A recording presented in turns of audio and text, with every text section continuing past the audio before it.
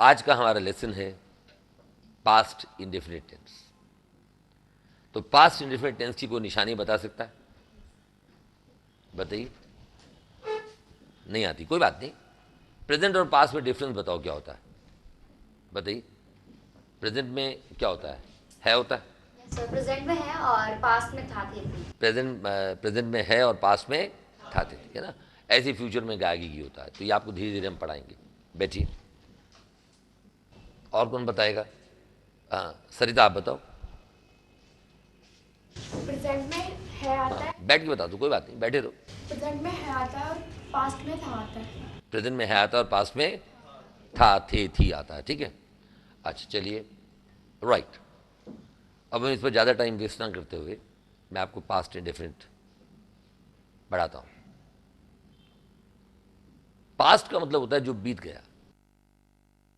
अब देखिए, जैसे ये मार्कर है, क्या है ये? मार्कर। ये मार्कर को मैंने टेबल पर रखा, ये क्या है? ये एक आपके सामने रखा। एक क्षण पहले जो मैंने काम किया वो क्या बन गया? Past indefinite. वो क्या बन गया? Past indefinite tense. अब ये मैंने आपकी कॉपी उठाई, राइट संदीप, और ये उठाई, आपके सामने उठाई। ये एक्शन भी मेरा क्या बन गया? पास्ट बन गया। मैंने क्या किया? मैंने पूनम को डांटा, खड़े जाओ। अभी मैंने बोला, गुस्से से बोला खड़े हो जाओ, तो ये क्या बन गया? पास्ट बन गया, राइट। बैठिए, लेट्स वेलकम। तो जो भी क्षण हमारा बीत रहा है वो क्या बनता जा रहा है? हमारा पास्ट। मैंने आपको प्यार से बोला, ये मेरा पास्ट बन गया। मैंने आपके साथ गुस्सा किया, ये मेरा पास्ट बन गया। यानी कि हमारा हर बीतता हुआ क्षण हमारा क्या है?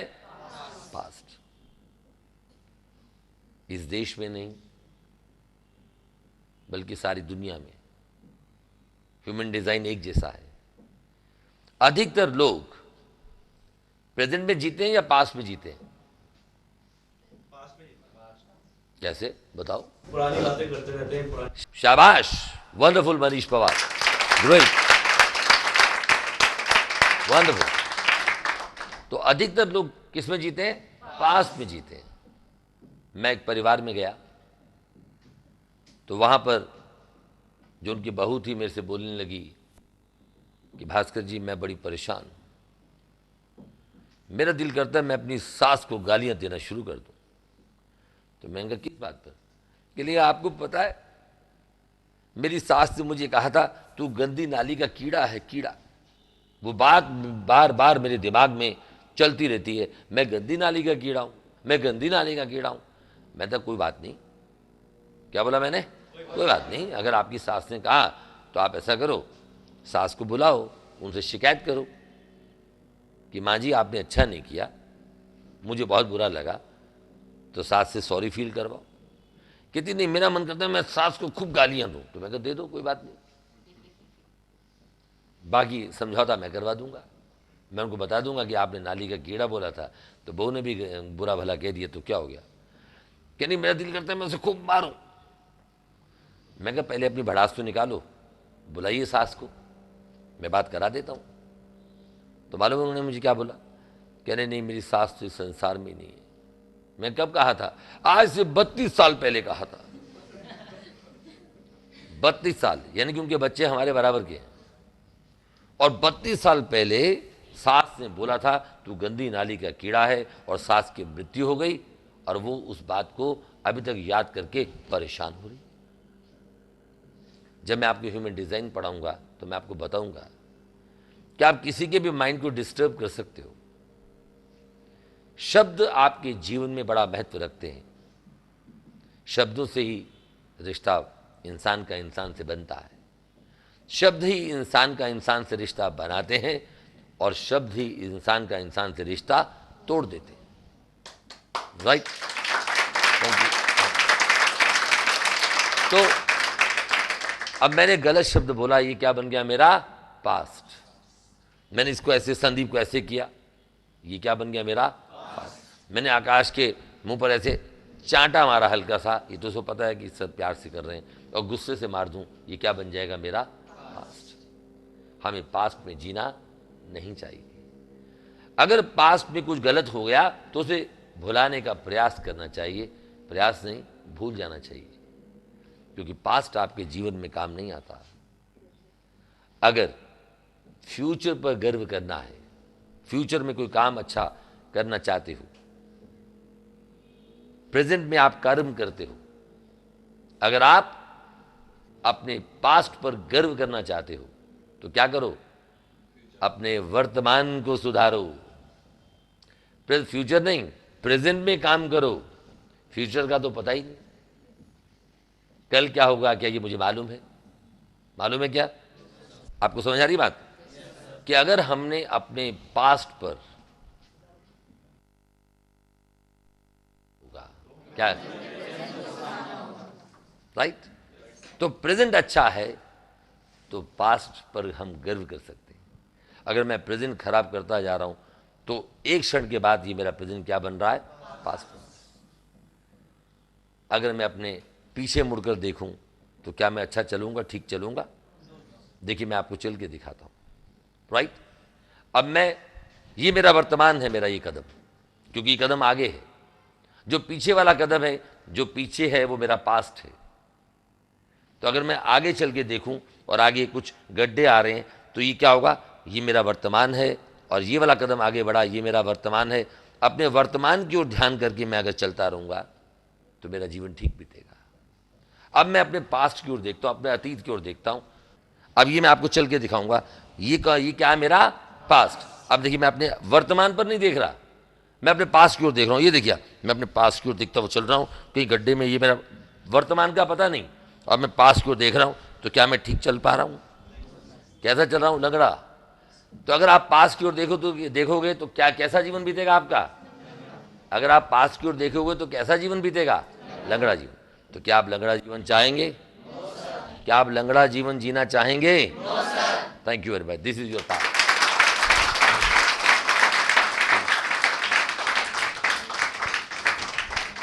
माय डियर स्टूडेंट्स, अगर पास्ट को याद ही करना है तो अच्छे पास्ट को याद करो। एक व्यक्ति ने 10 बार आपसे अच्छी बात की और एक बार गलत बात कर दी, तो उस पास्ट को भूल जाओ। ये सोचो कि 10 में से 9 बार तो उसने अच्छी बात की। पास्ट की अच्छी अच्छी स्टोरीज को, अच्छे अच्छे इतिहास को याद रखो। मैं आपको एक घटना सुनाता हूं। पीटर स्ट्रडविक, STRUDWICK, पीटर स्ट्रडविक नाम का एक बच्चा पैदा हुआ। कहानी 1930 की है, कहानी नहीं, सच्ची घटना है। 1930 में एक बच्चे का जन्म हुआ। उसकी मां जर्मन थी, नाम था पीटर स्ट्रडविक। जब उसका जन्म हुआ तो उसके दोनों पांव नहीं थे, राइट हैंड नहीं था, और दूसरे हाथ की केवल 2 उंगलियां थी। बच्चा अपाहिज पैदा हुआ। डॉक्टर्स ने ये मां को संदेश दिया, मैसेज दिया, तरीके से बताया कि इस बच्चे का जीवन बेकार है, राइट। मतलब बच्चे को नष्ट करने की सलाह दी, डायरेक्टली या इनडायरेक्टली। तो मां ने निर्णय लिया, एक निर्णय लिया, उस पर अमल किया। अब आप बताइए, क्या मां ने बच्चे को मार दिया? क्या मां ने बच्चे को मार दिया? क्या मां ने बच्चे को मार दिया? क्या मां ने बच्चे को मार दिया?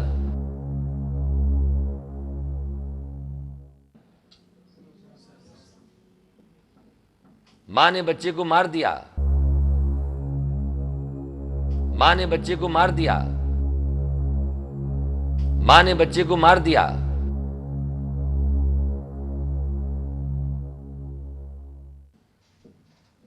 नहीं, मां ने बच्चे को बड़ा किया। वो नौजवान जवान हुआ जब, तो क्या हुआ, वो बच्चा जब जवान हुआ तो उसने स्पेशल अपने जूते बनाए, स्पेशल पैडेड शूज, जिससे वो चलने लगा। मतलब बचपन में बनवाए होंगे माँ ने, है ना, उसे चलना सिखाया होगा। और वो अपाहिज बच्चा मैराथन में उसने पार्टिसिपेट किया और विजयी हुआ। कमान।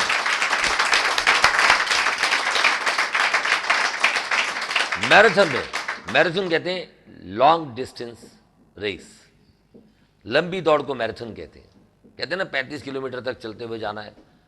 तो 35 किलोमीटर लोग धीरे धीरे चलते हैं, फिर जो लास्ट स्टेज आती है तो तेज दौड़ना शुरू करते हैं, राइट। तो मैराथन में पार्टिसिपेट किया। तो अगर पास्ट को याद ही रखना है तो ऐसे पास्ट को याद रखो जिससे आपके अंदर जोश आए, जीने का एक नया संदेश मिले। मधु, समझ आ रही बात, राइट। तो आज मैं आपको पढ़ा रहा हूं पास्ट टेंस। और पास्ट टेंस में जब हमने प्रेजेंट टेंस पढ़ा था तो पहला कौन सा टेंस पढ़ा था हमने, प्रेजेंट इंडेफिनिट। आज हम पढ़ेंगे पास्ट इंडेफिनिट। टेंस का नाम क्या है, past indefinite tense. Past indefinite की निशानी, जैसे कि मैं आपको बता रहा था कि मैंने ये डस्टर उठाया, ये क्या है, पास्ट इंडेफिनिट। मैंने ये रखा, ये क्या है, पास्ट। अब मैंने बोर्ड पर लिखा, आपके सामने लिखा, ये क्या कहलाएगा, पास्ट टेंस। जो क्षण बीतता जा रहा है वो हमारा क्या बनता जा रहा है, पास्ट टेंस। लेकिन पास्ट इंडेफिनिट की निशानी क्या है कि मैंने उठाया, मैंने रखा, मैंने लिखा, मैंने नहीं लिखा। वाक्य के अंत में क्या आ रहा है, आ ए ई की साउंड आ रही है। किसकी साउंड आ रही है, आ ए ई। मैंने खाया, आ गया, वो आए, ये आ गया, वह आई की साउंड आ रही है ना। नाउ, तो जिस वाक्य को बोलने से आ ए ई की साउंड आए उसे हम बोलते हैं पास्ट इंडेफिनिट। पास्ट इंडेफिनिट की निशानी, हर टेंस की एक निशानी होती है, second form of the verb.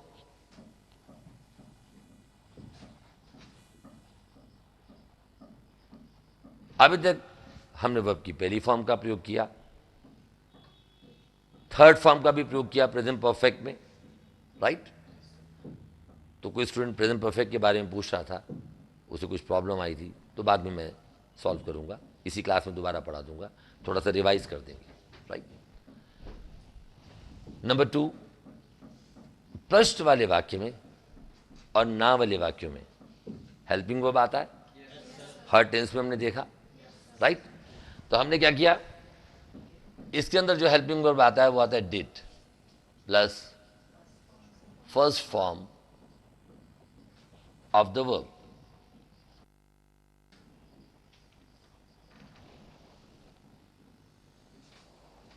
अब देखिए, पहला वाक्य मैंने दिया, मैं गया। देखो आप, मैं गया, राइट। अब 3 तरह के पर्सन्स होते हैं, 3 प्रकार के persons, first person, second person और थर्ड पर्सन, राइट। आपको याद होगा, आई, पहले मैं वो लिख देता हूं, डब्ल्यू फैमिली वर्ड्स याद है, बोलिए।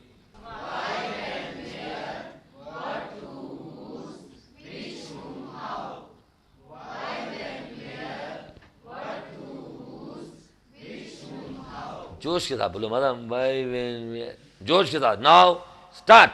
Y when where, what to whose, which whom how. Why when where, what to whose, which whom how. Beautiful, wonderful, great, come on. और इसमें क्या है, डिड के साथ वर्ब की पहली फॉर्म, तो बोलो आई के साथ डिड, आई के साथ यू के साथ डिड, दे के साथ डिड, वी के साथ डिड, ही के साथ डिड और शी के साथ डिड। ब्यूटीफुल। नाउ मैं गया, जाने की अंग्रेजी क्या होती है? To go. टू गो माने क्या हुआ? जाना। इसकी 3 फॉर्म्स क्या बनेंगी? बोलिए, पावर के साथ बोलिए, जोर के बोलो, पावर। ब्यूटीफुल। तो गो, वेंट, गॉन। अब देखिए, हमने वर्ब की पहली फॉर्म भी इस्तेमाल करके देख ली, वर्ब की थर्ड फॉर्म भी इस्तेमाल करके देख ली। अब ये कौन सी फॉर्म है वर्ब की? ठीक है। नाउ अब मैंने बोला, अब ये आ गया गया, आ की साउंड दे रहा है, तो क्या आएगा? I went. Number 2,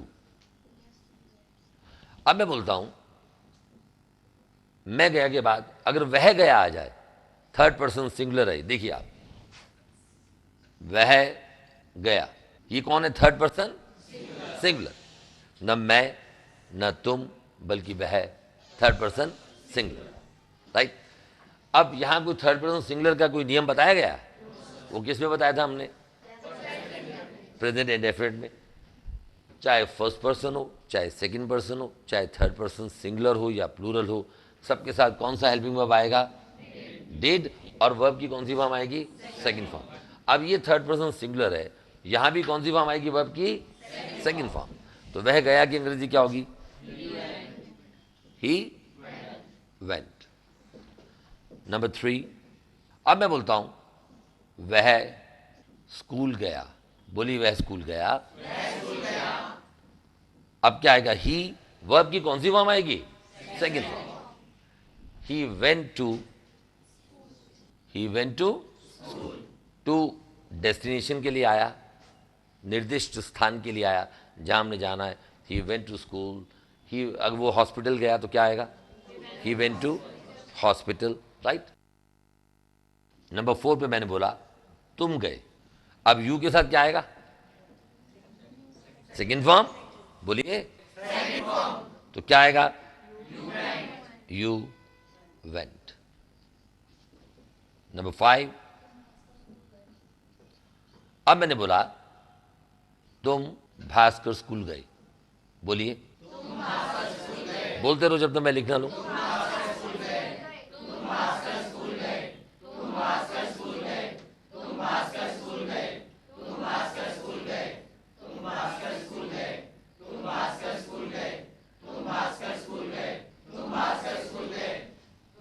beautiful. तो क्या हुआ? You went to Bhaskar school. बोलिए, बस एक ही बात, पावर के साथ बोलो, ब्यूटीफुल। नंबर 6, अब मैं देता हूं, अब मैं यहां पर, चूंकि आपको प्रैक्टिस हो चुकी है प्रेजेंट के टेंसेस के अंदर, हम हां, ना और क्या और क्यों वाले वाक्य देते हैं। अब देखिए, पूरे के पूरे 12 टेंसेस के अंदर वही नियम चलेगा। है ना आसान? मुश्किल है कोई? अब आप बताओ, कोई प्रॉब्लम आ रही है इसमें? तो अब मैंने बोला तुम भास्कर स्कूल नहीं गए,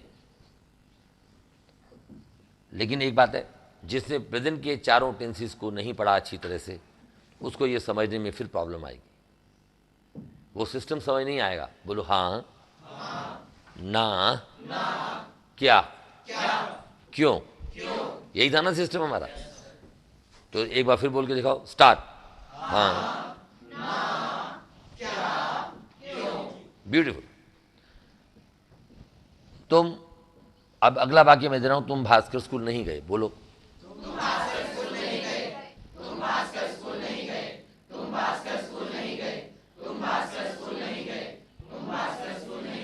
ब्यूटीफुल, ब्यूटीफुल। ना वाले वाक्य में हेल्पिंग वर्ब कौन सा आएगा? डिड। क्योंकि हर टेंस के अंदर मेन वर्ब आता है और हेल्पिंग वर्ब आता है। ना वाले वाक्य में हेल्पिंग वर्ब आएगा और प्रश्न वाले वाक्य में भी हेल्पिंग वर्ब आएगा। तो सरिता, कौन सा हेल्पिंग वर्ब आएगा इसमें ना वाले वाक्य में? बोलो, क्या कौन सा आएगा? डिड। ब्यूटीफुल। यू, अच्छा डिड क्यों आएगा सरिता बताओ?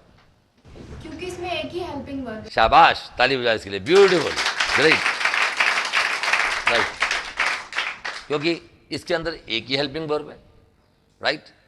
2 या 3 होते तो हम ढूंढते भैया ही के साथ कौन सा आता है, यू के साथ कौन सा आएगा, आई के साथ कौन सा आएगा, है ना। तो you did not go to Bhaskar school, start. देखिए हेल्पिंग वर्ब डिड आया तो डिड के साथ कौन सी फॉर्म लिखी है? अब गो की फर्स्ट फॉर्म कौन सी है? गो। तो you did not go to Bhaskar school, तो रिपीट कीजिए। तो क्या आएगा? You did not go to Bhaskar school, बोलो। अब नंबर 7, अब आप लोग कोई वर्ब दीजिए, कोई भी वर्ब दो। या बताओ बताओ, ये आप दो कोई वर्ब। टू बोल्ट कुंडी लगाना। टू बोल्ट कुंडी लगाना। कुंडी लगाना, बैठिए। अब जैसे मैंने दिया नंबर 7 पे, आपने बोला टू बोल्ट, क्या दिया वर्ड? कोई ऐसा वर्ब देते हैं जिसकी सेकंड और थर्ड फॉर्म भी अलग अलग हो, ये तो आप बना लोगे। अब आपको सारा सिस्टम समझ आ गया है ना। टू टेक माने लेना, टू टेक माने लेना। टेक की 3 फॉर्म्स क्या होंगी? बोलते रहो, ब्यूटीफुल। अब उन्होंने नाश्ता लिया, उन्होंने नाश्ता लिया या नाश्ता किया, एक ही बात है। तो क्या आएगा? दे। वर्ब की कौन सी फॉर्म आएगी? क्यों आएगी? क्योंकि इसका अंत किस पे हो रहा है? लिया पे। कौन सी साउंड आ रही है?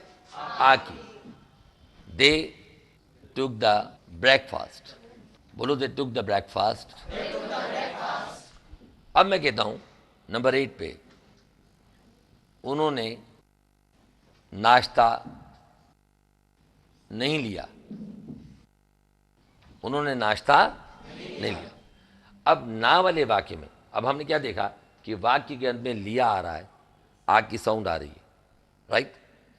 और ये टेंस कौन सा है? पास्ट इंडेफिनिट टेंस, हमने निशानी से पता कर लिया, ठीक है। अब लेने की अंग्रेजी टू टेक होती है। अब उन्होंने नाश्ता नहीं लिया, ना वाले वाक्य में डिड हेल्पिंग वर्ब, और डिड के साथ कौन सी फॉर्म आएगी? क्या आएगा? They did not take the breakfast, बोलो, बोलते रहिए पावर के साथ, beautiful. They did not take the breakfast. Now number 9। अब देखिए बड़ा सिंपल सा फॉर्मूला, सिंपल सा मेथड जो आपको अभी तक हम बताते आ रहे हैं, हाँ, ना, क्या और क्यों। अब हम क्या वाला वाक्य बनाएंगे, राइट। जैसे क्या उन्होंने नाश्ता नहीं लिया। अब देखिए मैंने दिया क्या उन्होंने नाश्ता नहीं लिया, बोलिए। अब प्रश्न वाले वाक्य में हमने ये देखना है कि प्रश्न किस शब्द से बन रहा है। प्रश्न बनने वाले शब्द को हम बोलते हैं इंट्रोगेटिव वर्ड, प्रश्नवाचक शब्द। यहां प्रश्नवाचक शब्द कौन सा है? क्या। क्या से प्रश्न बन रहा है। तो हमने क्या देखा कि यहां प्रश्न क्या से बन रहा है, और नियम क्या हमारा कि जिस शब्द से प्रश्न बनता हो उस शब्द को छुपा दो। क्या बचा? अब देखिए ये और ये एक जैसे हो गए, अब इसकी अंग्रेजी भी वही आएगी। अब क्या आएगा? They did not take the breakfast, बोली they did not take the breakfast. Now अब मैंने हाथ हटाया, देखा प्रश्न किससे बन रहा है? क्या से? बोलो क्या से, क्या से, क्या से, क्या से, क्या से, क्या से, क्या से, क्या से, क्या से, क्या से, क्या से, क्या से। ब्यूटीफुल। यहां प्रश्न क्या से बन रहा है। अभी हम ऐसे क्यों करते हैं, ये सारा मैं एक्सप्लेन कर चुका हूं आपको प्रेजेंट के टेंसेस पढ़ाते हुए। तो जब भी कभी प्रश्न क्या से बनता है, हम जो भी वाक्य चल रहा हो उसी वाक्य के फर्स्ट हेल्पिंग वर्ब को हम उठाते हैं और बाहर ले आते हैं। तो हमने क्या किया, इस फर्स्ट हेल्पिंग वर्ब को, इसमें एक ही हेल्पिंग वर्ब है, डिड को उठाया और इसको हम बाहर ले आए। क्योंकि जब ये बाहर आएगा तो वाक्य का पहला लेटर हमेशा बड़ा आता है, तो डी बड़ा हो जाएगा। ये डी बड़ा हो गया ना, तो हमारा आंसर हुआ did they not take the breakfast. यहां पर प्रश्नवाचक चिन्ह आ जाएगा, क्वेश्चन मार्क, राइट। अब ये टी का, ये जो टी है ये छोटा हो जाएगा, ठीक है। तो क्या बन गया, did they not take the. अब हमारे डब्ल्यू फैमिली के शब्द हैं why, when, where, what, to, whose, which, whom, how. तो चलिए उतार लीजिए।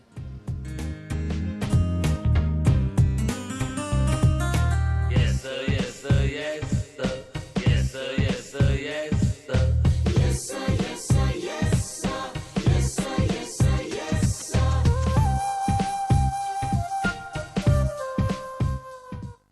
क्या, अच्छा अगला वाक्य दे रहा हूं क्या के बाद, उन्होंने नाश्ता क्यों नहीं लिया?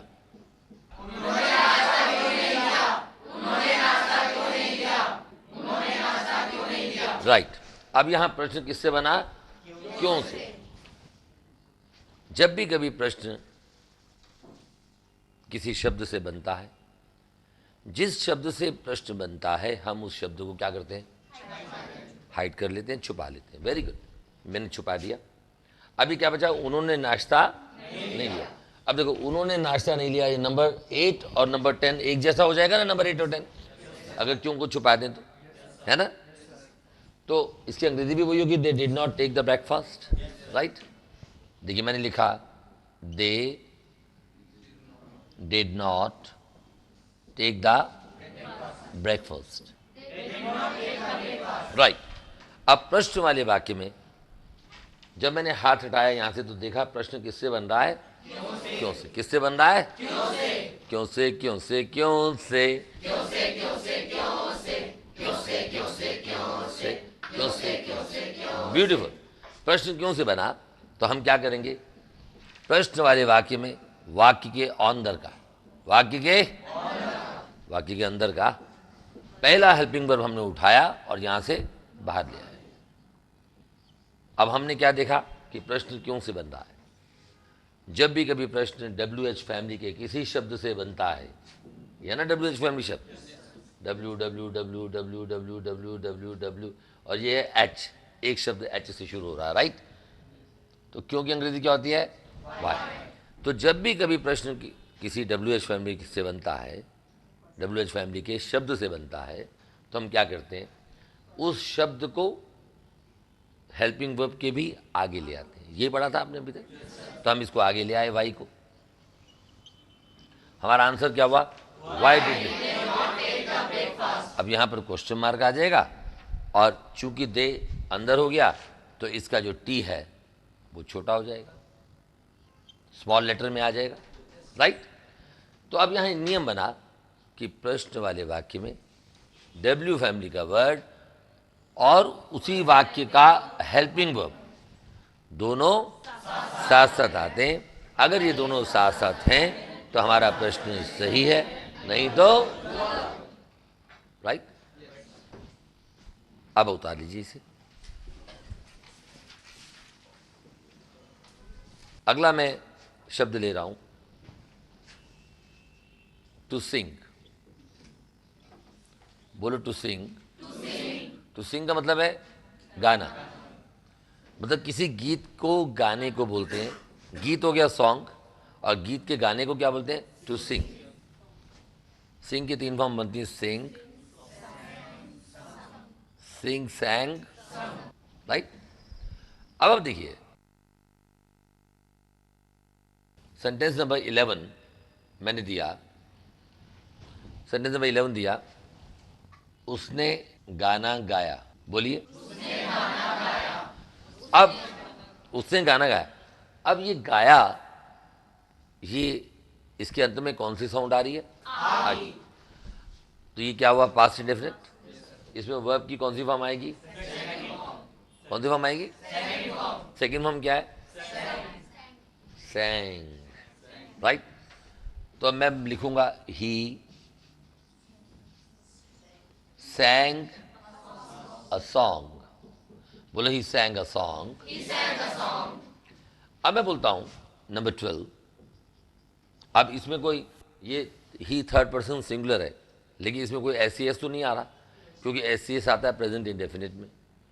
पास्ट इंडेफिनिट के अंदर वर्ब की सेकंड फॉर्म आती है, और ना और प्रश्न वाले वाक्यों में हेल्पिंग वर्ब डिड आता है। जब डिड आएगा तो डिड के साथ कौन सी फॉर्म आएगी? First form. ये याद रखना, क्योंकि जब आपको एडवांस ग्रामर में पढ़ाऊंगा तो उसमें ये चीज़ें बड़ी काम आएंगी, राइट। अब मैंने दिया, उसने गाना नहीं गाया। अब बोलिए, उसने गाना नहीं गाया। अब ना वाले वाक्य में क्या आएगा? डिड, और वर्ब की पहली फॉर्म। He did not. बोलिए, ही डिड नॉट। डिड के साथ वर्ब की कौन सी फॉर्म आएगी? तो जो नंबर 1 पे लिखिए वो फर्स्ट फॉर्म, जो नंबर 2 पे है वो सेकंड फॉर्म, और जो नंबर 3 पे है वो थर्ड फॉर्म। तो ही डिड नॉट सिंग। बोलो, he did not sing a song. He did not sing a song. He did not sing a song. अब 3 बार जरा क्लैप करके देखूं कैसी क्लैपिंग करते। Now start. He did not sing a song. He did not sing a song. Beautiful, wonderful, great. तो आपके अंदर rhythm है ना? गीत संगीत हर व्यक्ति के अंदर छिपा होता है। नंबर 4 नहीं, नंबर 13। क्या उसने गाना नहीं गाया? अब जरा ध्यान देना, जैसे जैसे वाक्य आगे बढ़ेगा तो आगे नियम थोड़ा सा आपको मुश्किल लग सकता है, लेकिन गौर से करेंगे समझ आ जाएगा। तो मैं आपको दोबारा समझाऊंगा। क्या उसने गाना नहीं गाया? सिंपल है, वैसे ही वही फार्मूला, वही मेथड। जब भी कभी किसी शब्द से प्रश्न बनता है, उस प्रश्नवाचक शब्द को छुपा दो। और प्रश्नवाचक शब्द को हम अंग्रेजी में क्या बोलते हैं? Interrogative word. बोलो, इंट्रोगेटिव वर्ड। तो यहाँ इंट्रोगेटिव वर्ड कौन सा है? प्रश्नवाचक शब्द क्या। बोलो, यहाँ प्रश्न किससे बन रहा है? किससे बन रहा है? क्या से। तो ये इस शब्द को मैंने छुपा दिया। अब क्या बचा? उसने गाना नहीं गाया। अब देखो, नंबर 12 और नंबर 13 एक जैसे हो गए जब मैंने इसे छुपा दिया। तो अंग्रेजी भी वही आएगी। तो क्या अंग्रेजी होगी? बोलते रहो।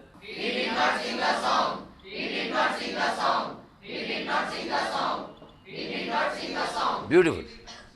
अब he did not sing a song. अब यहां देखा मैंने, जब मैंने हाथ हटाया यहां से और देखा प्रश्न किससे बन रहा है? क्या से। तो जब भी कभी प्रश्न क्या से बनेगा, प्रश्न वाले वाक्य में पास्ट इंडेफिनिट के अंदर जो भी हेल्पिंग वर्ब लगा होगा, हर टेंस में वही होता है, उसी टेंस के हेल्पिंग वर्ब को हम क्या करते हैं? बाहर ले आते हैं। हमारा आंसर क्या हो गया? जब did he not sing a song, did सबसे बाहर आएगा, तो ये वाला एच जो कैपिटल लेटर में लिखा है ये स्मॉल लेटर में आ जाएगा। हमारा आंसर है did he not sing a song, और यहां पर क्वेश्चन मार्क आ जाएगा, राइट। नाउ अब मैंने दिया नंबर 14, उसने गाना क्यों नहीं गाया। ये आपको सारा एक जैसे हम क्यों करा रहे हैं? ताकि टेंसेस आपके दिमाग में बैठ जाएं। जब टेंसेस आपके दिमाग में बैठ जाएंगे तो आगे की ग्रामर समझने में आपको बड़ी मदद मिलेगी। आगे की जो ग्रामर है भास्कर स्कूल में जो आपको पढ़ाई जाएगी वो आपके लिए बड़ी आसान हो जाएगी, राइट। नाउ उसने गाना, बोलो, अब आप क्या करो, अपने अपने पार्टनर की ओर देखो। अब बोलो, उसने कौन है? थर्ड पर्सन सिंगुलर है।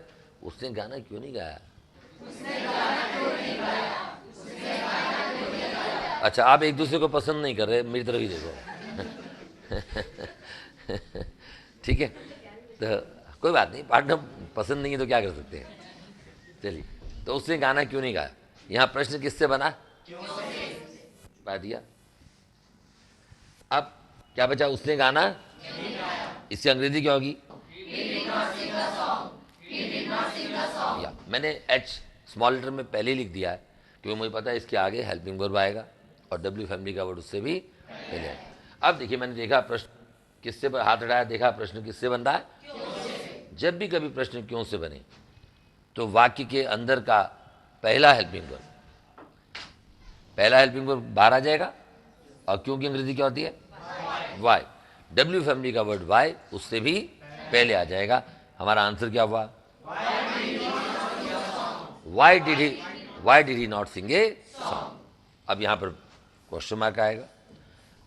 अब यहां एक नियम बना कि प्रश्न वाले वाक्य में अगर डब्ल्यू फैमिली से अगर प्रश्न बनता है तो हम क्या करते हैं? डब्ल्यू फैमिली का वर्ड और हेल्पिंग वर्ब दोनों साथ साथ आते हैं, राइट? अगर ये दोनों साथ साथ हैं तो हमारा प्रश्न सही, नहीं तो राइट। नाउ अब मैं देता हूं नंबर 15। अगला वाक्य मैं दे रहा हूं, उसने गाना क्यों गाया? बोलो, उसने गाना क्यों गाया? ब्यूटीफुल। अब गाया आगे साउंड दे रहा है तो ये क्या है? हमारा पास्ट इंडेफिनिट। अब नियम क्या बताया? आप याद करो कि यार जब भास्कर सर ने पढ़ाया था, मिस्टर विजय भास्कर ने, तो हमें ये बताया था कि जिस शब्द से प्रश्न बनता है उसे छुपा लो और बाकी के अंग्रेजी बनाओ।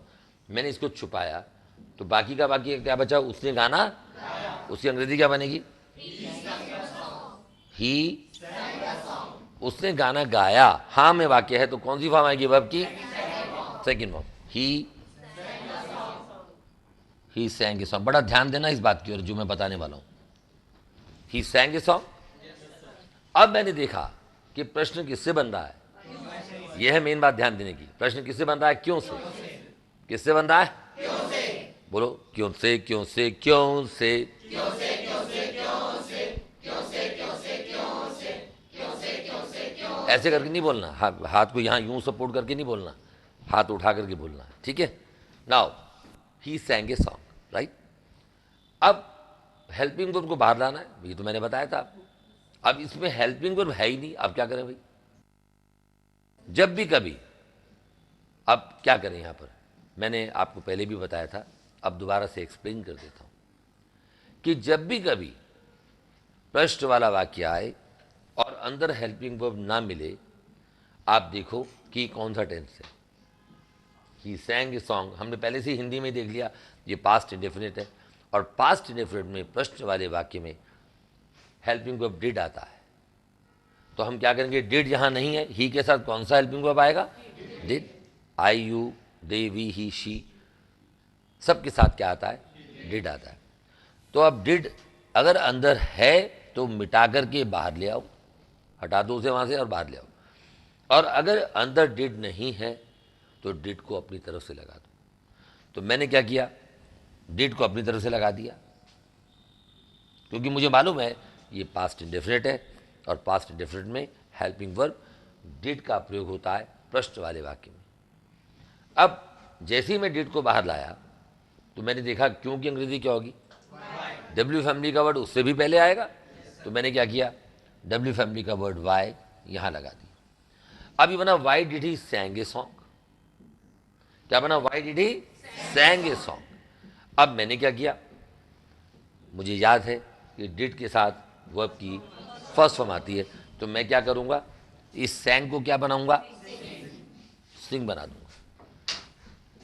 वर्ब की पहली फॉर्म लगा दूंगा, है ना? वर्ब की पहली फॉर्म सिंग, तो मैं इस सिंग को यहां ले आऊंगा। अब चूंकि प्रश्न बन गया तो अंदर का ये जो एच है ये क्या होगा? छोटा हो जाएगा। हमारा आंसर क्या हो गया?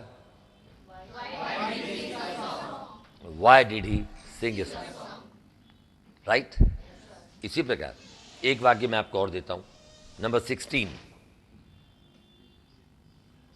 राइट। उसने गाना कब गाया, बोलिए। पावर के साथ। अब जब ये बताया उसने गाना कब गाया, कब की अंग्रेजी होती है व्हेन। अब डब्ल्यू फैमिली के वर्ड धीरे धीरे हम आगे बढ़ना शुरू कर देंगे। फिर हम जब हु पर आएंगे तो हु का आपको यहां स्पेशल यूज पढ़ाएंगे। हु और हुम, हु और हुम। बोलो हु और हुम में अंतर है, ये तो जंतर मंतर है, ठीक है, राइट। उसने गाना कब गाया। अब प्रश्न किससे बन रहा है, कब से, ये छुपा दिया। अब क्या बनाया मैंने, ही, उसने गाना, क्या क्या होगी अंग्रेजी, ही, बोलते रहो, ठीक है।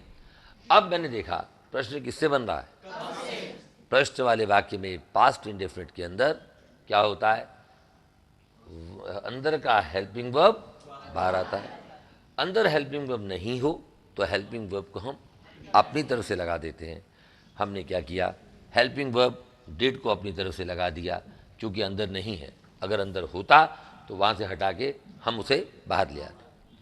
अब जब डिड आएगा तो डिड के साथ कौन सी फॉर्म आएगी वर्ब की, did plus first form of the verb, ये है निशानी पास्ट इंडेफिनिट की। तो हमने क्या किया, सैंग का क्या बना दिया, सिंग। सैंग का क्या बना दिया, सिंग, क्योंकि वर्ब की फर्स्ट फॉर्म क्या है, सिंग। अब कब की अंग्रेजी क्या होती है, व्हेन। डब्ल्यू फैमिली का वर्ड व्हेन हेल्पिंग वर्ब से भी पहले आएगा।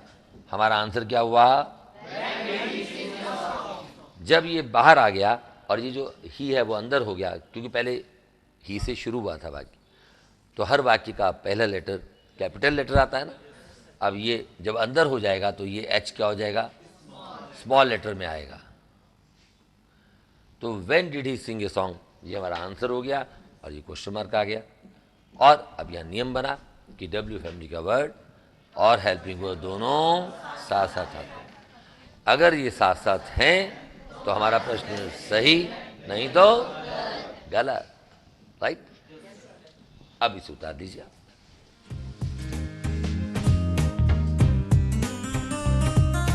Yes sir, yes sir, yes sir, yes sir, yes sir, yes sir, yes sir, yes sir, yes sir, yes sir, yes sir, yes sir.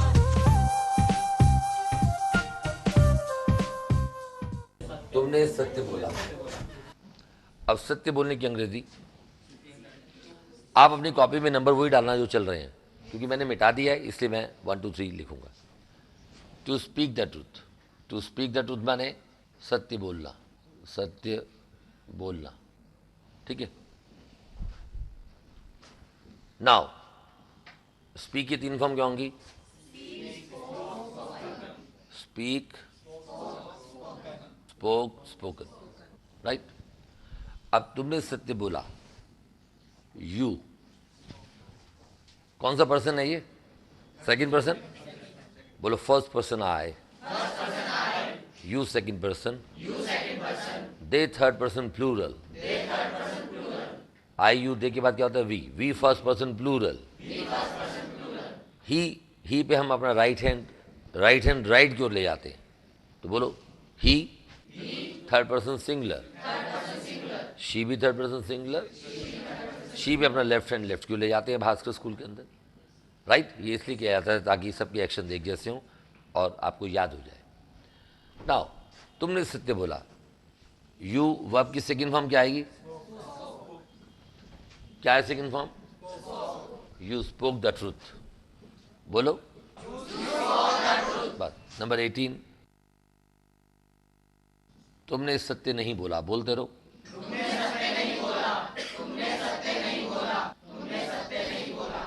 एक बार एक दूसरे को बोलो जोर की पावर के साथ, तुमने सत्य नहीं बोला, बस एक बार। बुराई एक बार करो यार, बार बार थोड़ी करो।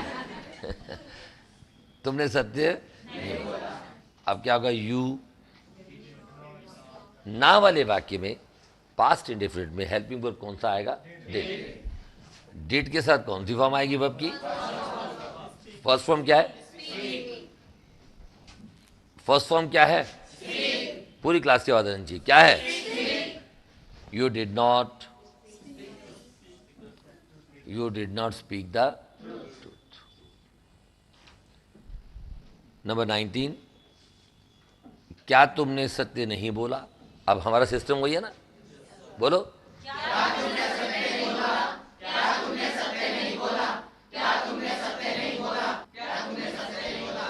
क्या तुम, क्या बचा? ये और ये दोनों एक जैसे हो गए। क्या अंग्रेजी होगी? बोलो। ब्यूटीफुल। अब मैंने हाथ हटाया, देखा प्रश्न किससे बन रहा है? क्या से। जब भी कभी प्रश्न क्या से बनेगा किसी भी टेंस में, उसी वाक्य के अंदर का जो पहला हेल्पिंग वर्ब होगा वो बाहर आएगा। हमारा आंसर हो गया did you not speak the truth. क्या हुआ? डिड यू नॉट, और यहाँ क्वेश्चन मार्क आ जाएगा और वाई छोटा हो जाएगा। राइट। नाउ नंबर 20, तुमने सत्य क्यों नहीं बोला? बोलो।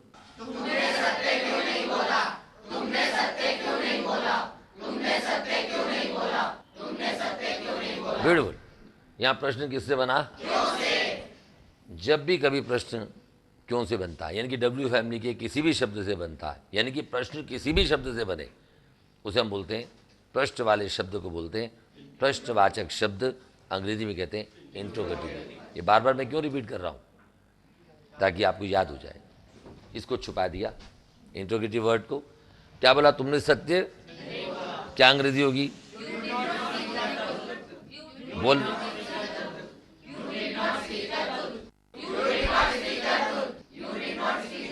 ब्यूटीफुल। अब यहां प्रश्न किससे बना? प्रश्न वाले वाक्य में वाक्य के अंदर का पहला हेल्पिंग वर्ब बाहर आ जाएगा। राइट। और क्योंकि अंग्रेजी क्या होती है? डब्ल्यू फैमिली का वर्ड वाई उससे भी पहले आ जाएगा। हमारा आंसर क्या हुआ? ब्यूटीफुल। बोलो, why did you not speak the truth? अब ये प्रश्न वाले वाक्य में डब्ल्यू फैमिली का वर्ड और हेल्पिंग वर्ड दोनों अगर साथ साथ हैं तो हमारा प्रश्न सही, नहीं तो ब्यूटीफुल। अब ये वाई छोटा हो जाएगा, है ना। नंबर 21, अब देखो, तुमने सत्य क्यों बोला? राइट। अपने पड़ोसी को बोलो, तुमने सत्य क्यों बोला?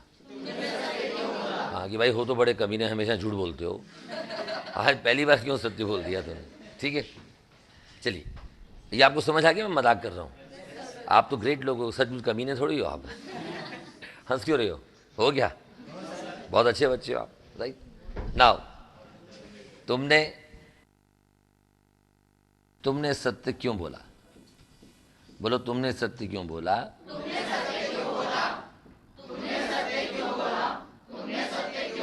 ब्यूटीफुल।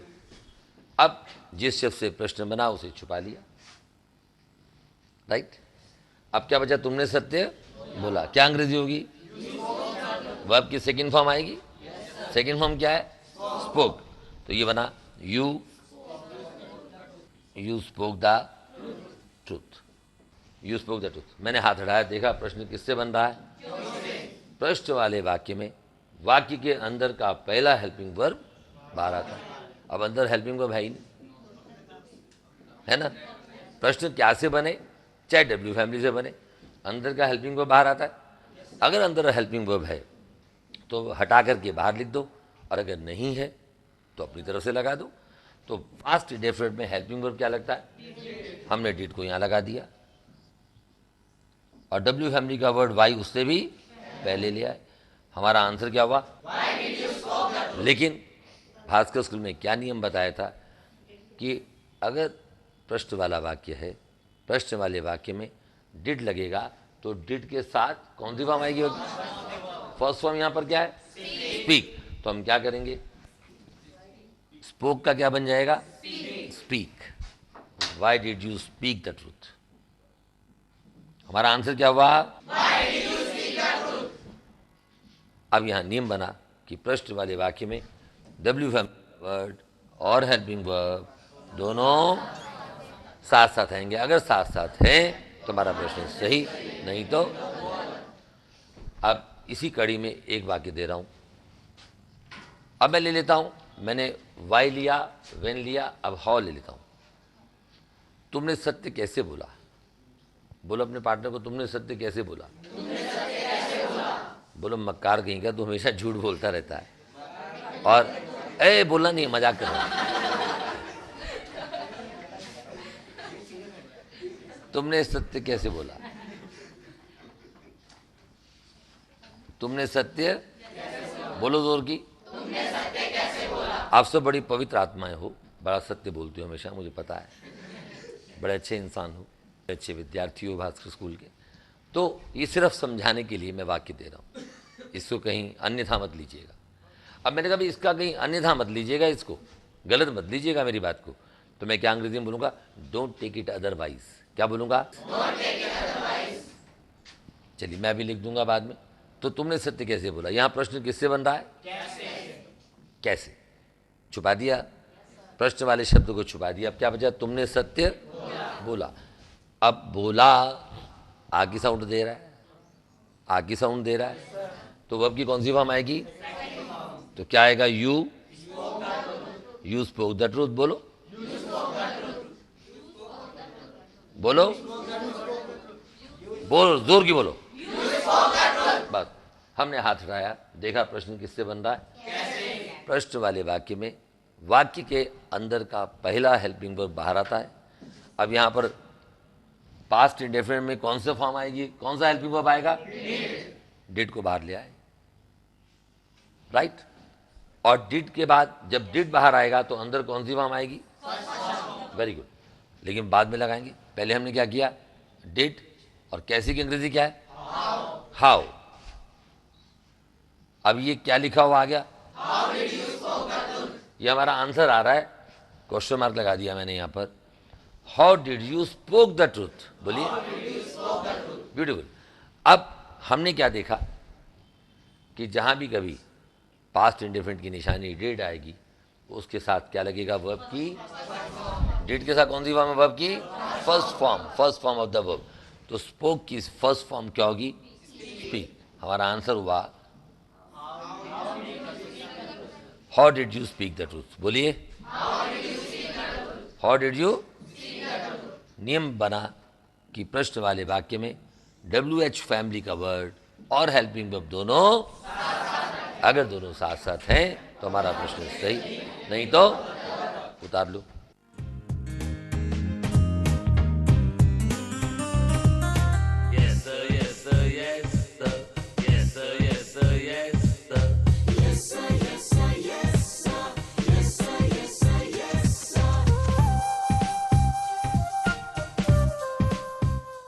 अब देखिए, समाज के अंदर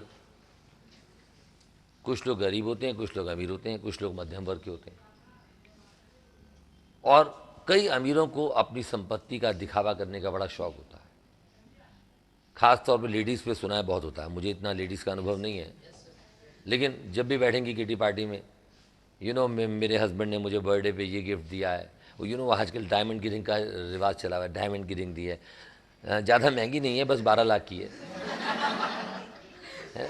राइट। अब सन 2012 में 12 लाख बहुत होता है भाई, राइट। तो वो शान मारती हैं, राइट, दिखावा करती हैं। जब आप अपनी दौलत का दिखावा करते हैं तो उसके लिए एक वर्ड आता है फ्लॉन्ट। क्या वर्ड आता है? वह आभूषण पहनकर। बोलिए, आभूषण माने jewellery, right.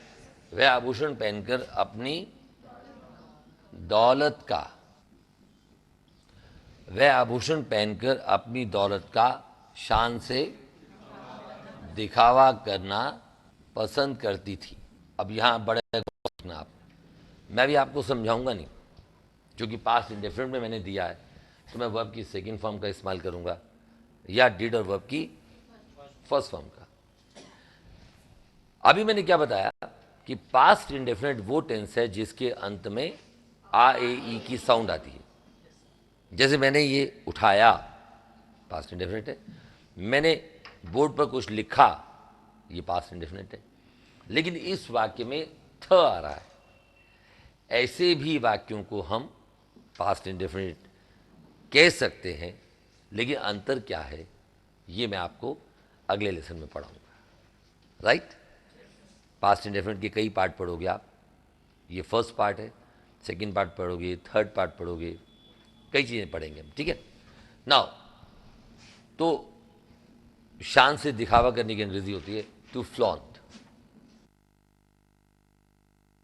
FLAUNT, to flaunt, to show something in a very open way so that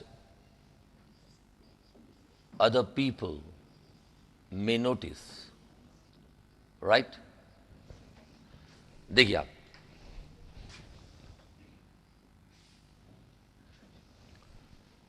to show something in a very open way, कोई चीज ओपन वे में दिखाना, ओपनली दिखाना, सो दैट, ताकि अदर पीपल में नोटिस, दूसरे लोग उसको नोटिस करें, गौर करें उस पर, देखें उसको ध्यान से।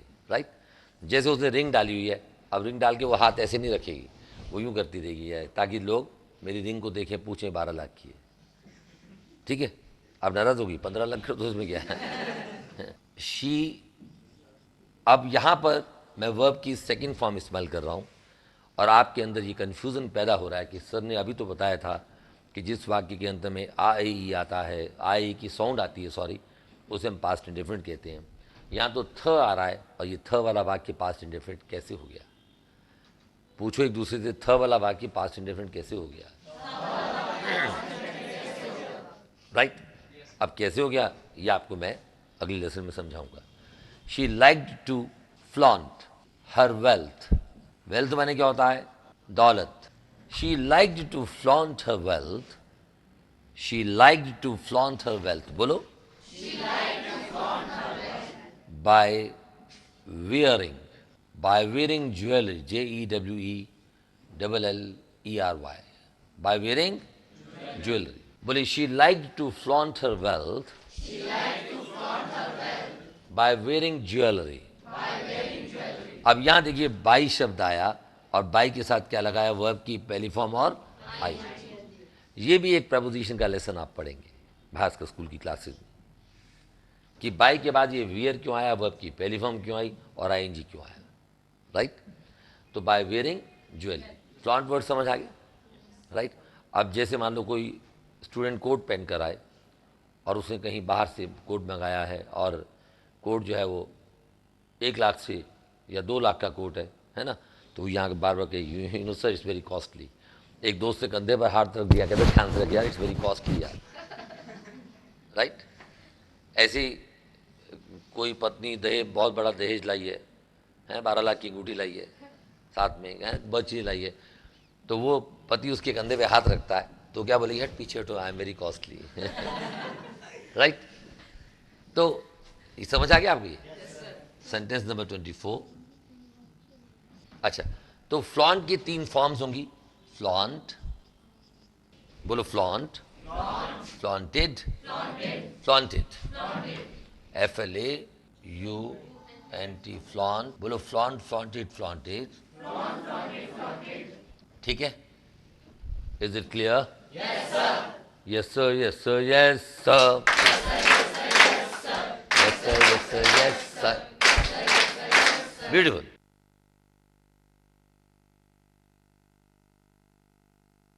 अब व्यक्ति अपने पर्सनैलिटी से दूसरों को आकर्षित करता है। आपके घर में कोई आया, राइट, या पति महोदय घर गए, पत्नी ने दरवाज़ा खोला, बोला आ गए हो? उसने कहा हाँ, तुझे नज़र नहीं आ रहा मैं आ गया।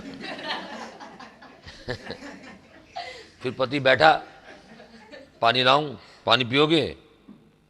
अब मज़ा आएगा उससे बात करने का। पति अंदर घर में आया, पत्नी आती, बोले अरे आ गए हो? अरे आंख मटक्का करे तो पति को अच्छी लगेगी? फिर ऐसे बाजू मार के बोले सुनो, बोले क्या है, चाय पियोगे, चाहे बच्चा हो या बड़ा हो। क्या बोला मैंने? सबने पार्टिसिपेट करना, ये मुंह खोल के बैठा है करके। क्या नाम है? हैं? पूरा नाम बोलना। रमित पाल। अब मैंने बोला चाहे बच्चा हो या बूढ़ा हो, सारे पार्टिसिपेट कर रहे हैं और अमित पाल जय करके बैठा हुआ है। तो इसका मतलब इसके हाव भाव मुझे पसंद नहीं आए। जो पार्टिसिपेट करेगा बच्चा वही मुझे अच्छा लगेगा। तो हाव भाव को अंग्रेजी में कहते हैं जेस्चर्स। क्या बोलते हैं? तो आपको अपने, अब कई फिल्मों में हम देखते हैं छोटा सा बच्चा है, वो कहता है अच्छा अंकल, अंकल बताइए ना ये क्या है आपके हाथों के अंदर। कहते हैं बेटा ये फुटबॉल है। अच्छा अंकल आप ये फुटबॉल से क्या करोगे? अब ये जो मैं यूं क्या करोगे कह रहा हूं, ये जो आंखें हिला के बोल रहा हूं, ये सब क्या है? जेस्चर्स। और अगर मैं ही आपको पढ़ाऊं बिना जेस्चर्स के, जेस्चर्स का मतलब ये नहीं होता कि गंदे एक्शन करो, है ना। अब मैं कहूँ आपको, आप यहाँ पढ़ाना शुरू कीजिए, आपको है कैसे लग देवानंद की, आप देवानंद की एक्टिंग शुरू कर दो तो वो जेस्चर्स नहीं है। अब मैं बिना जेस्चर्स के पढ़ाऊँ, अब देखिए आप बिना जेस्चर्स के एक ही आवाज़ में पढ़ाऊँगा। यस माय डियर स्टूडेंट्स, जिस वाक्य के अंत में आई की साउंड आती है उसे हम बोलते हैं प्रेजेंट इंडेफिनिट। ठीक है, आपको समझ आ रही होगी, मुझे पूरा विश्वास है कि आपको समझ आ रही है। इसमें वर्ब की पहली फॉर्म नहीं, मुझे याद करने दीजिए क्या लगता है। मैंने अगला वाक्य दिया, मैंने उसके हाव भाव बहुत पसंद किए। राइट,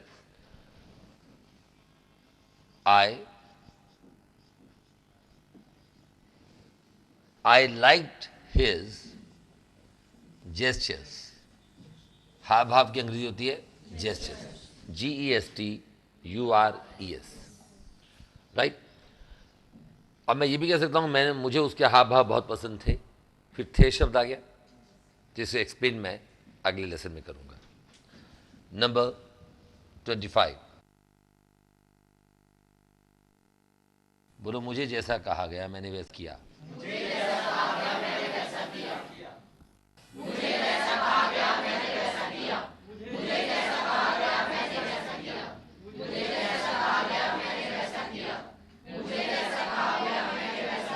राइट, मुझे जैसा कहा गया मैंने वैसा किया। अब देखो, मैं कहता हूं मैंने किया, करने की अंग्रेजी क्या होती है बताइए? To do. बोलो टू डू। टू डू माने करना। इसके 3 फॉर्म बनेंगे, do did done. Do did done. ध्यान देना जरा, बीच में क्या सेकंड फॉर्म क्या आ रही है? वर्ब की पहली फॉर्म क्या है? Second form, third form. ठीक है, डिड हेल्पिंग वर्ब भी है पास्ट इंडेफिनिट में, और डिड डू का second form of the verb भी है। ये ध्यान रखना। जैसे प्रेजेंट इंडेफिनिट के अंदर डू को हमने वर्ब की पहली फॉर्म में तो इस्तेमाल किया ही था, लेकिन प्रेजेंट इंडेफिनिट में डू हेल्पिंग वर्ब भी है उस टेंस का, प्रेजेंट इंडेफिनिट का। इसी प्रकार पास्ट इंडेफिनिट में डिड हेल्पिंग वर्ब है पास्ट इंडेफिनिट टेंस का, लेकिन साथ में वर्ब की सेकंड फॉर्म के रूप में भी डिड प्रयोग में लाया जाता है, इसका प्रयोग किया जाता है। ठीक है, नाउ मैंने किया, अंत किस पे हो रहा है? कौन सी साउंड पे हो रहा है? आ।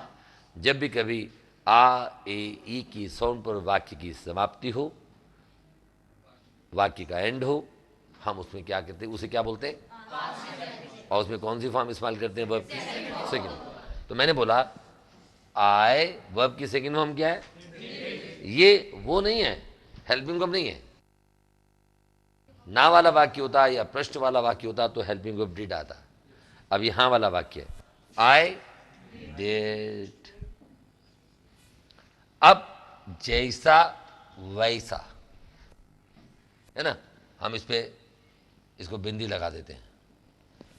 जैसा वैसे, मैंने किया आई डिड, और जैसा वैसा की अंग्रेजी क्या होगी? एज। राइट, जैसा तुमने कहा मैं वैसा करता हूं, आई डू एज यू से। जैसा तुम कहते हो मैं वैसा करता हूं, जैसा तुम बोलते हो मैं वैसा करता हूं। I do as you speak. बोलो, I do as you speak. I do as you speak. Very good. तो आई डिड एज मुझे कहा गया। अब मुझे कहा गया ये पैसिव वॉइस है, पास्ट इंडेफिनिट पैसिव वॉइस, जो आपने पढ़ा नहीं है। और ये भी आप पास्ट इंडेफिनिट पैसिव वॉइस आप अगले लेसन में पढ़ेंगे, right. I did as I was told, मुझे जैसा कहा गया। कहा गया यहां मतलब कहा गया का मतलब क्या है? मुझे जैसा बोला गया, मुझे जैसा बोला गया। हम उस बोलने की सेंस ले रहे हैं कि जैसा तुमने बोला मैंने ऐसा कर दिया, जैसा तुमने कहा वैसा मैंने कर दिया। तो I did as I was told. I was told ये कौन सा टेंस है, डिटेल में आपको अगले लेसन्स की श्रृंखला में पढ़ाया जाएगा। नंबर 26,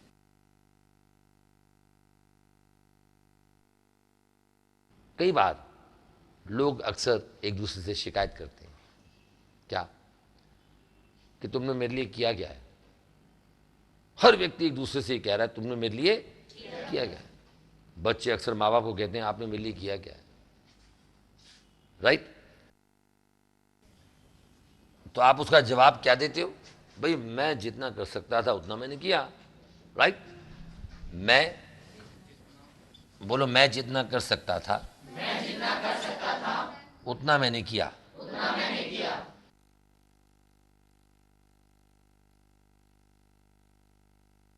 मैं जितना कर सकता था उतना मैंने किया, ठीक है।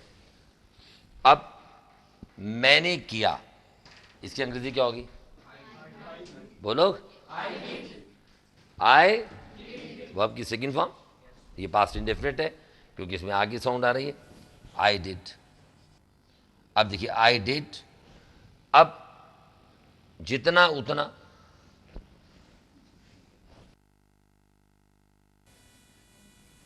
जितना उतना की अंग्रेजी क्या होगी? डिटेल में आपको जैसे जैसे ग्रामर के लेसन आएंगे आपको पढ़ाया जाएगा, राइट। आई डिड, ये चूंकि ऐसा होता है अंग्रेजी भाषा में, ये बताने के लिए कि भास्कर स्कूल में हम आपको आगे पढ़ाएंगे, ये मैंने वाक्य दिया है। आपको अगर समझ नहीं भी आया इसका प्रयोग तो कोई बात नहीं, क्योंकि डिटेल मैं सिर्फ आपको दिखाने के लिए बता रहा हूँ, डिटेल आपको अगले लेसन में पढ़ाएंगे। I did as much as I could have done. अब देखिए यहाँ फिर नई चीज आ गई। आई डिड तक तो आपको पढ़ा दिया पास्ट इंडेफिनिट में, एज मच एज का यूज पढ़ेंगे आप आगे चलकर। आई कुड हैव डन, ये कुड हैव और वर्ब की थर्ड फॉर्म, ये भी आपको अगले लेसन में हम पढ़ाएंगे। ये कौन सा टेंस है? आई कुड हैव डन, ये कौन सा टेंस है, किस टेंस में आता है, कौन सी ग्रामर के लेसन में आता है, ये सब हम आपको आगे चलकर पढ़ाएंगे। तो मैंने आंसर क्या दिया? I did as much as I could have done. उतार लो।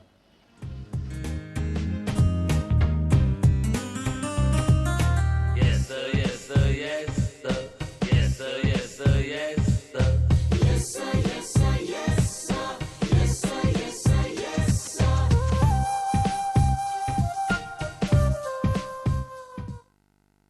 अब कोई आजकल इलेक्शन हो रहे हैं ना हमारे भारत के डिफरेंट डिफरेंट राज्यों में, राइट।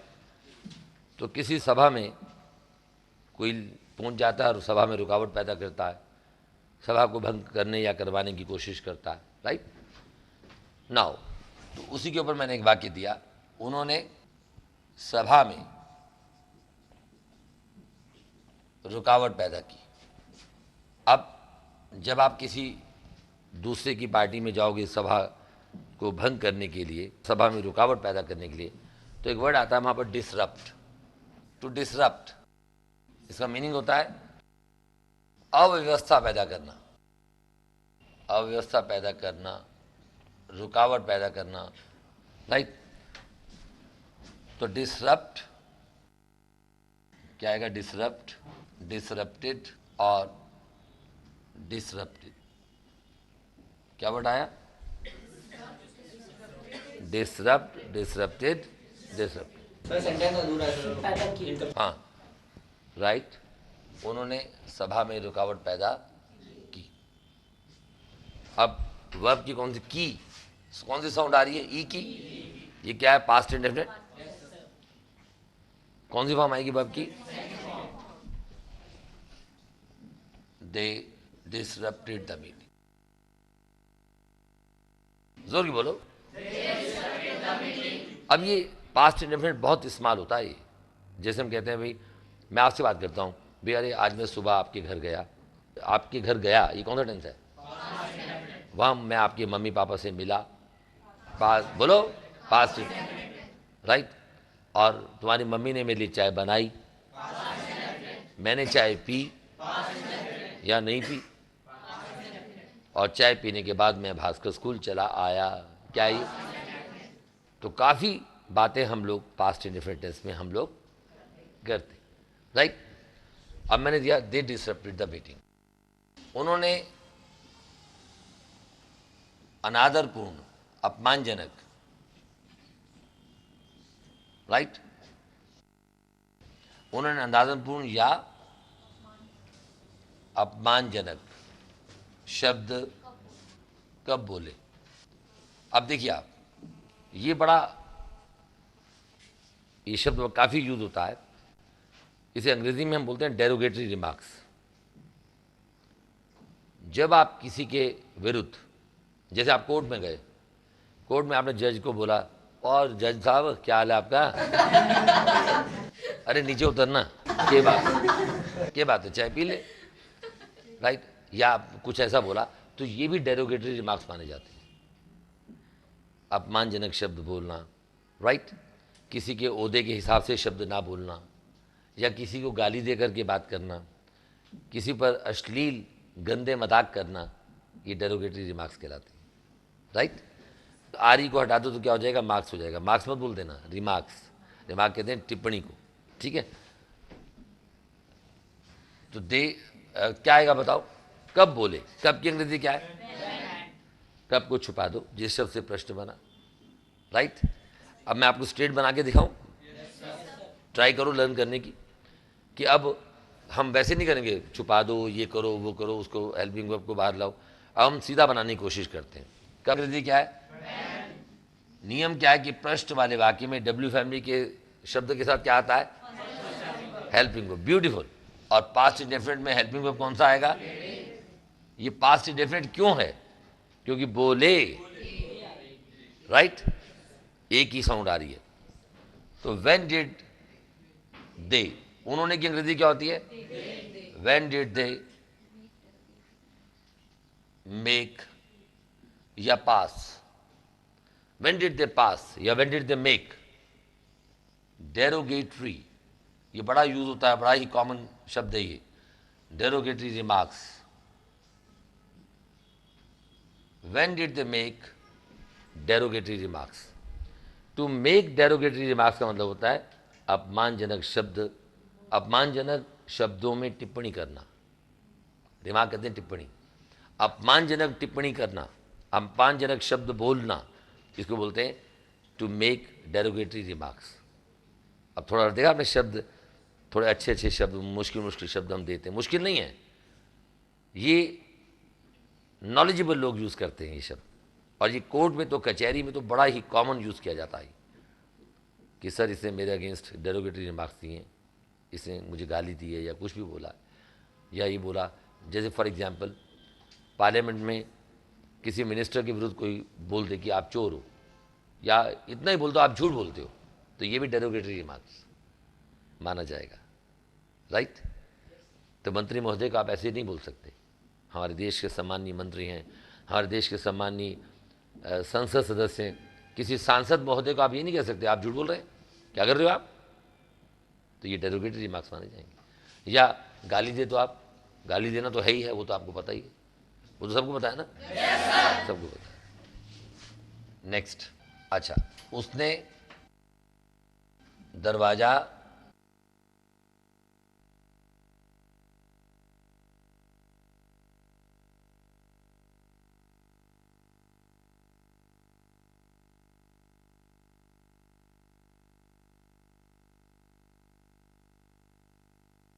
मान लीजिए कोई व्यक्ति आपको मिलने के लिए आया, राइट, और वो आपको पसंद नहीं है, उस पर आपको गुस्सा आ रहा है, तो आप क्या करते हो? गुस्से से दरवाजा बंद नहीं करते कई बार, है ना? सुना है पति पत्नी में भी कई बार झगड़ा हो जाता है, वो कहते बाहर निकलो, दबा हो जाओ, आप कौन हो? पड़ोसी को भी कह सकती है वो, है ना, आप कौन हो भाई, ना अभी दरवाजा खुला, ठीक है बाय। अब ये जो ठां करके दिखाया आपको दरवाजे को, है ना, ये करते हो नहीं करते आप ऐसा? तो ऐसे इसके लिए जो शब्द आता है वो आता है स्लैम। क्या वर्ड आता है? धड़ाम से बंद करना, राइट। उसने दरवाजा धड़ाम से क्यों बंद किया? Y did he slam the door? Y did he slam the door, right. तो स्लैम, इसके 3 फॉर्म होंगी, स्लैम, स्लैम्ड और slammed. Slam, slammed, slammed. Now sentence number 30। आपने देखा होगा अखबारों में आजकल बहुत आता है कि बारिश थी, विमान चला एयरपोर्ट पे, है ना, विमान फिसल गया, है ना, लड़खड़ा गया विमान, है ना, ऊपर चढ़ ही नहीं पाया। ठीक है, हाँ, तो विमान कहाँ लड़खड़ाया? बोलो, विमान कहाँ लड़खड़ाया? विमान कहाँ लड़खड़ाया? अब हम स्किड नहीं मारते, स्किड मारते हैं तो विमान के लिए वर्ड स्किड आता है, स्किड, स्किडेड, स्किडेड। तो अब कहाँ की अंग्रेजी क्या है? अब देखो, आपको डायरेक्ट अंग्रेजी बोलने की ओर हम जा रहे हैं। वो नियम अब हम थोड़ा थोड़ा पीछे करते जा रहे हैं, हाँ, ना, क्या, क्यों, राइट। अब डायरेक्ट बनाएंगे, कहाँ की अंग्रेजी क्या है? वेयर। और ये आपको पता है, जब भी कभी प्रश्न डब्ल्यू फैमिली से बनेगा उसके साथ क्या आएगा? Helping, first helping verb. ये पास्ट इंडेफिनिट है, इस पास्ट इंडेफिनिट में हम क्या करेंगे? डिड लगाएंगे। ये पास्ट इंडेफिनिट क्यों है? क्योंकि यहाँ शब्द आया लड़खड़ाया, आ की साउंड आ रही है, राइट, ये आ की साउंड। तो वेयर डिड द प्लेन या aeroplane, where did the plane skid, SKID, क्या वर्ड आएगा? वेयर डिड द प्लेन, बोलो, where did the plane skid. Skid की 3 फॉर्म्स होंगी, स्किड, स्किडेड, स्किडेड। बोलिए, लिखने की जरूरत है? नंबर 31, 31 भी बोल सकते हैं, 31, 27, 28, 29, 30, 31 और 27th, 28th, 29th, 30th, 31st। सांसद महोदय ने, अब जो मेंबर ऑफ पार्लियामेंट होते हैं उन्हें हम क्या बोलते हैं? संसद सदस्य को क्या बोलते हैं? सांसद महोदय। सांसद महोदय ने कौन से वक्तव्य को दोहराया? वक्तव्य कहते हैं अंग्रेजी में स्टेटमेंट। मिनिस्टर लोग स्टेटमेंट नहीं देते? आइए स्टेटमेंट दीजिए अपनी फॉरेन पॉलिसी के बारे में, इस तरह से, राइट। सांसद महोदय ने कौन से वक्तव्य को दोहराया? अब दोहराने के लिए वर्ड आता है रीइटरेट। क्या वर्ड आता है? To reiterate, to REITERATE, reiterate माने दोहराना। रीइटरेट की 3 फॉर्म होंगी, बोलो, रीइटरेट, रीइटरेटेड और थर्ड फॉर्म भी रीइटरेटेड। बोलो जोर की, REITERATE, राइट। तो क्या आएगा? कौन से वक्तव्य को, कौन के लिए क्या आएगा? विच। अब डब्ल्यू फैमिली के वर्ड देखो धीरे धीरे यूज करना शुरू कर रहे हैं हम लोग। और विच स्टेटमेंट, कौन से वक्तव्य की अंग्रेजी क्या होगी? प्रश्न कौन से शब्द से बन रहा है? कौन से? तो सबसे पहले वही आएगा, which statement. Which statement did the member of parliament, जोर की बोलो, reiterate, REITERATE,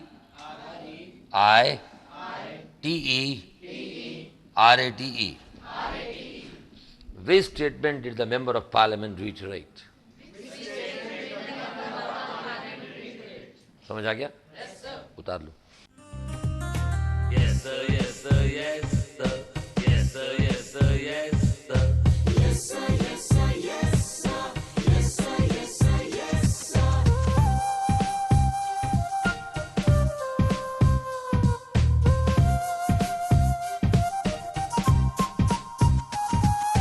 Yes sir, yes sir, yes sir. Yes sir, yes sir, yes sir. Yes sir, yes sir, yes sir. Yes sir, yes sir, yes sir.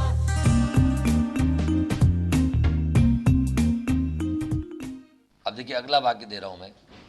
उसने उस आदमी पर चोरी का दोष लगाया या इल्ज़ाम लगाया या आरोप लगाया, ब्लेम किया, तो उसके लिए जो शब्द आता है वो है टू एक्यूज। क्या वर्ड है? To accuse, ACCUSE। एक्यूज के साथ जो प्रपोजिशन आती है वो आती है ऑफ, दोषारोपण करना, ठीक है, दोषारोपण करना, आरोप लगाना, एक्यूज, एक्यूज्ड और एक्यूज्ड। मैं अमेरिका में कोई क्लास अटेंड कर रहा था, तो वहाँ पर उन्होंने बड़ा अच्छा एक गीत गाया था कि every generation blames the one before. बड़ा प्यारा गीत है ये, कि हर जनरेशन अपनी पुरानी जनरेशन पर कोई ना कोई दोष लगाती रहती है कि मेरे मम्मी पापा ने मेरे लिए किया क्या है, राइट। आप क्या करोगे वो कोई नहीं सोचता, राइट। तुसी मेरे वास्ते की कितना है, ऐसे बोलते हैं ना, की कितना है मेरे वास्ते। छोटा बड़े को कह रहा है, बड़ा उससे बड़े को कह रहा है, सब एक दूसरे से पूछ रहे हैं कि आपने मेरे लिए क्या किया है।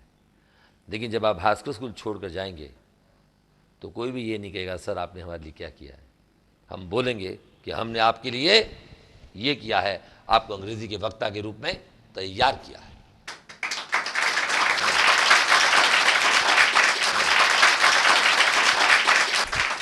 नाउ उसने उस आदमी पर चोरी का दोष लगाया। ही, अब वर्ब की सेकंड फॉर्म क्या आएगी? क्या आएगी? ही एक्यूज्ड दैट मैन, उस आदमी पर, उसके लिए क्या आएगा? That.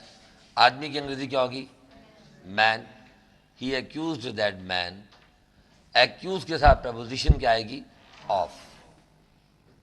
He accused that man of, verb की पहली फॉर्म स्टील और साथ में ING। अब ये ऑफ स्टीलिंग क्यों आया, ये आप जब अगले लेसन्स पढ़ाएंगे तभी समझ आएगा, राइट। मुझे एक सेंटेंस याद आया, अभी पिछले दिनों हमारे राजेंद्र नगर के में कोई डेथ हुई, हमारे अंकल हैं, तो मैंने उनको मरते हुए देखा है बड़े करीब से। लेकिन वही जैसे मानवीय स्वभाव है, मृत्यु वाले दिन हम बहुत रोते हैं, उससे अगले दिन थोड़ा कम रोते हैं, फिर चौथा सेरेमनी होती है तो कम हो जाता है, क्रिया होती है तो और कम हो जाता है, फिर हम अपने जीवन में ढल जाते हैं। तो मैं किताब पढ़ रहा था, तो मेरे अंकल का नाम था GD कक्कड़, मेरे दोस्त थे वो, राइट। और राजेंद्र नगर ब्रांच का भास्कर स्कूल की जो ब्रांच है वहाँ पर, उसका काफ़ी काम वो देखते थे, काफ़ी क्या सारा काम ही वही देखते थे। मेरा काम सिर्फ पढ़ाने का होता था बस। तो मैं पुस्तक जब पढ़ रहा था तो मुझे वो सेंटेंस याद आया कि ईश्वर ने परमात्मा की उंगली ने, तो मैं पास्ट इंडेफिनिट में बना रहा हूँ, परमात्मा की उंगली ने उसे छुआ। आपको समझाने के लिए उसे लिखा है मैंने, है ना। परमात्मा की उंगली ने उसे छुआ। अगर बड़े हैं और हम उन्हें लिखते हैं तो भी ही या हिम आएगा। परमात्मा की उंगली ने उसे छुआ और वह व्यक्ति सो गया। अब परमात्मा की उंगली, अपॉस्ट्रोफी कॉमा और ऐसा आएगा, याद है? God's finger. वर्ब की सेकंड फॉर्म क्या होगी? छूने की होती है touch, touch, touched, touched. God's finger touched him and he slept. Right. तो हम ईश्वर से प्रार्थना करते हैं उनकी आत्मा को शांति दे, उनके पास अपने पास उनको स्थान दे। तो ये क्या दिया वर्ड मैंने? गॉड्स फिंगर टच्ड, ईश्वर की उंगली ने उनको छुआ और वह सो गए, और वह सो गया। आपको समझाने के लिए बोल रहा हूँ, ही स्लेप्ट। दोनों के यहाँ वर्ब की second form, sleep, slept, slept. तो वर्ब की second form slept. Touch, touched, touched, verb की सेकंड फॉर्म टच्ड। अब इसी के साथ लेसन की समाप्ति होती है, लेकिन मैं आपको 4 हिंदी के वाक्य दे रहा हूँ। वो चारों ही पास्ट के वाक्य हैं, लेकिन कौन सा टेंस उसमें अप्लाई होता है ये मैं नहीं बताऊंगा, ये अगले लेसन में पढ़ाऊंगा। जैसे पहला वाक्य मैं दे रहा हूं आपको, मैंने तुमसे प्यार किया। ये तो समझ आ गया सब लोगों को कि कौन सा टेंस है ये? आगे साउंड आ रही है, मैंने तुमसे प्यार किया। नेक्स्ट, मैं तुमसे प्यार करता था, मैं तुमसे प्यार करता था। नंबर 3, मैंने तुमसे प्यार किया था, मैंने तुमसे प्यार,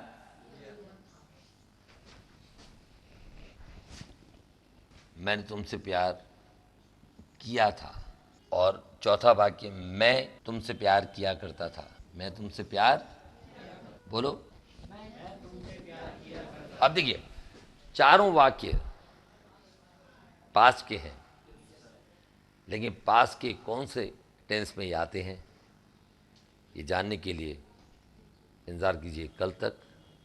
और ये थी खबरें आज, ये थी पढ़ाई आज तक। इंतजार कीजिए, उतार लीजिए।